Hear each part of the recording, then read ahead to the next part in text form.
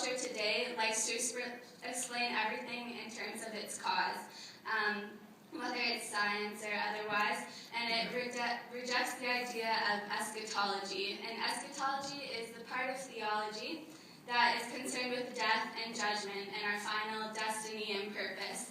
And modern culture doesn't like to think about this because it likes to think about things in terms of their cause and their beginning, but the gospel is an eschatological gospel, so we're just considering how do we bring this to modern culture.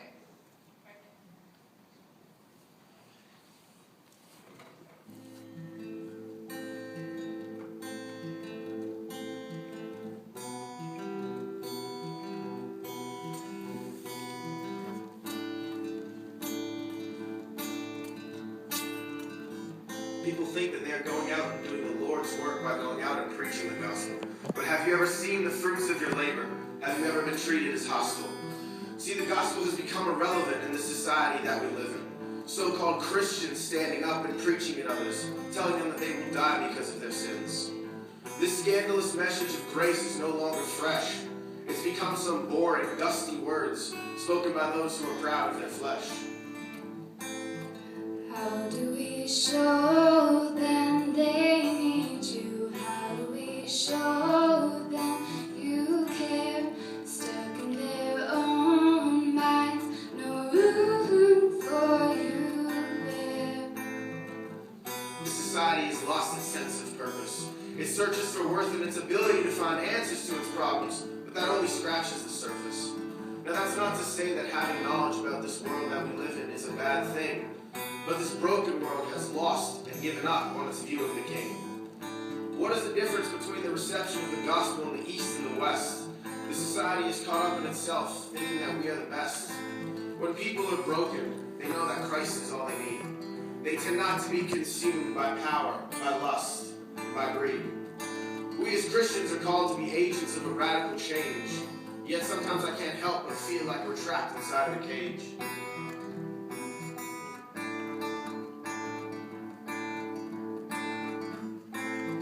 How do we show them they need you? How do we show them you care? Stuck in their own minds, no room for you there. We have lost our grip on this postmodern world. A world that is concerned more with the facts of how we got to where we are, rather than why we are where we are. To become relevant in this society again, we must stop preaching a watered-down and nice version of the gospel. The message contained within Scripture is not a bedtime story that you tell your children. It's a life-altering message of salvation. Salvation gained through giving up the ways of your old life and following Christ. Sometimes we have to present this message in a way that might not be seen as nice. So friends, I challenge you to see the way that you present Jesus. Are you showing people who he really is? Or are you presenting it in pieces?